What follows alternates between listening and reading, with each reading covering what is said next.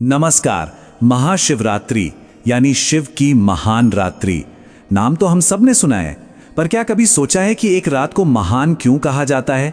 आज हम इसी के पीछे की कहानियों और इसके गहरे अर्थ को समझने की कोशिश करेंगे। तो सवाल यहीं से शुरू होता है। देखिए, हर महीने एक शिवरात्रि तो आती ही है, मतलब साल में हो गई पूरी 12। तो फिर फाल्गुन महीने की इस एक रात में ऐसा क्या खास है, ऐसा क्या बड़ा हुआ था कि इसे महाशिवरात्रि का दर्जा मिल गया? आखिर ये महान क्यों है? अच्छा, तो फर्क क्या है इन दोनों में?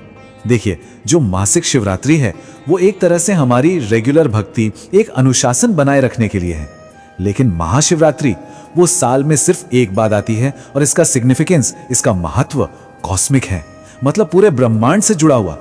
ये सिर्फ एक व्रत या पूजा नहीं है, बल्कि ये एक दिव्य मिलन और हाँ, मोक्ष तक का रास्ता खोलने वाला एक बहुत पावरफुल मौका है। तो चलिए सबसे पहली और सबसे मशहूर कहानी से शुरू करते हैं जिसने इस रात को महा बनाया। ये कहानी है एक दिव्य विवाह की। ये कहानी शुरू होती है खूबसूरत हिमालय में। वहां पर्वतराज हिमवान के घर उनकी बेटी पार्वती का जन्म हुआ। कहते हैं बचपन से ही उनका मन बस एक ही धुन में रमा था, शिव की भक्ति।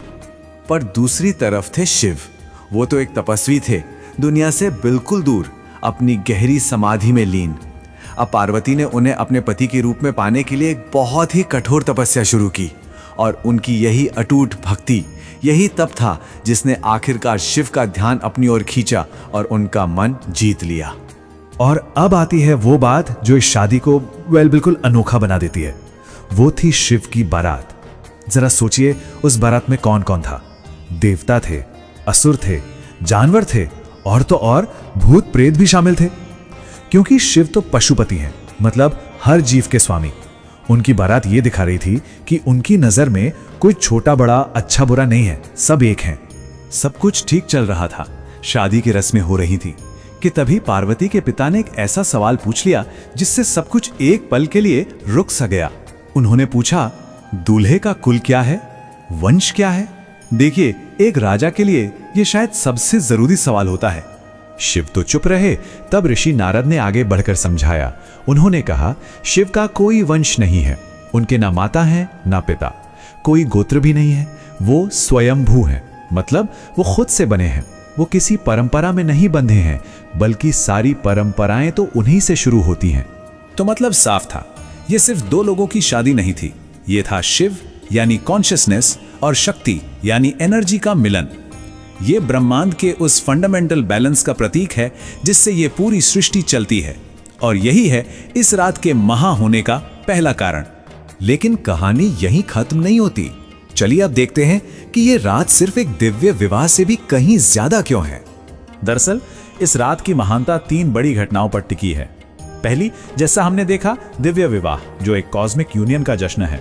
दूसरी घटना है ब्रह्मांड को बचाना, जो शिव की करुणा को दिखाता है।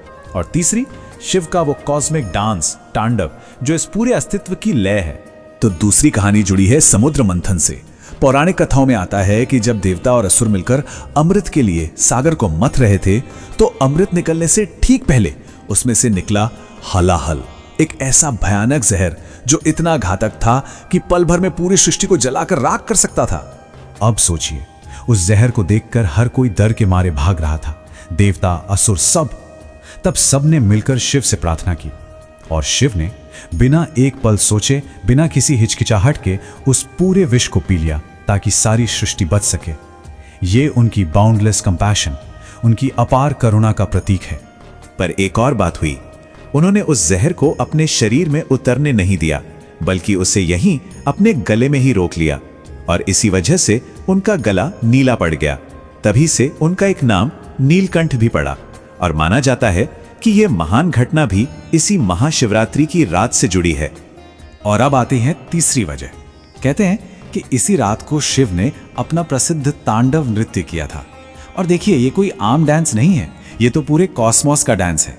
ये सृजन, पालन और विनाश, क्रिएशन, प्रिजर्वेशन, डिस्ट्रक्शन का वो कॉस्मिक साइकिल है जिसे शिव ने इसी रात को नृत्य के रूप में प्रकट किया था।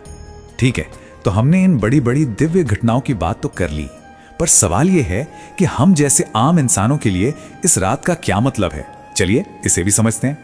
और इसको समझने के लिए ना चित्रभानु नाम के एक शिकारी की कहानी बिल्कुल परफेक्ट है। यह कहानी हमें दिखाती है कि इस रात को की गई भक्ति, भले ही वो अनजाने में ही क्यों ना की गई हो, उसमें कितनी जबरदस्त शक्ति होती है। तो कहानी कुछ यूं है कि एक शिकारी था। रात में शिकार की तलाश में वो एक बेल के पेड़ पर जाकर बैठ गया।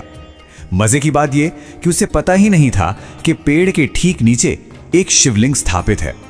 अब रात भर जागते रहने के लिए वो क्या करता, एक एक करके बेल के पत्ते तोड़कर नीचे फेंकता रहा और वो सारे पत्ते सीधे शिवलिंग पर गिरते रहे।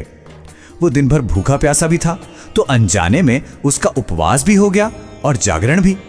और फिर सुबह के वक्त एक हिरणों का परिवार वहां आया। शिकारी उन्हें मारने ही वाला था, लेकिन उनके आपसी प्रेम और उनकी बातों को सुनकर उस शिकारी का पत्थर दिल पे घल गया। उसने मारने की जगह उन्हें जीवन दान दे दिया। सोचिए, अनजाने में हुई शिव पूजा ने उसके हिंसक मन को करुणा से भर दिया था। और यही तो इस कहानी का निचोड़ है।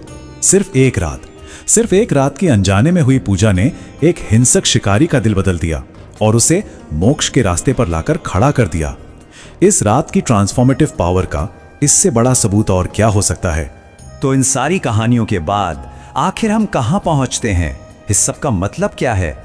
महाशिवरात्रि का असली सार क्या है? देखिए, महाशिवरात्रि का असली मतलब इन कुछ बातों में छुपा है। ये रात हमारे अंदर के अंधकार और अज्ञान पर चेतना की जीत का प्रतीक है। ये हमें एक मौका देती है अपने अंदर झांकने का, आत्मशुद्धि का। ये शिव और शक्ति के उस कॉस्मिक बैलेंस का सेलिब्रेशन है। और सबसे बड़ी बात, ये हर किसी के लिए आध्यात्मिक तरक्की और मोक्ष के दरवाजे खोल सकती है।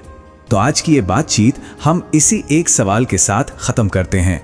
जरा सोचिए, अगर ये एक रात एक दिव्य विवाह करा सकती है, पूरे ब्रह्मांड को जहर से बचा सकती है और एक मामूली शिकारी को संत बना सकती है, तो ये रात हमारे अंदर, हमारे अपने जीवन में एक पॉजिटिव बदलाव लाने की कितनी शक्ति रखती होगी।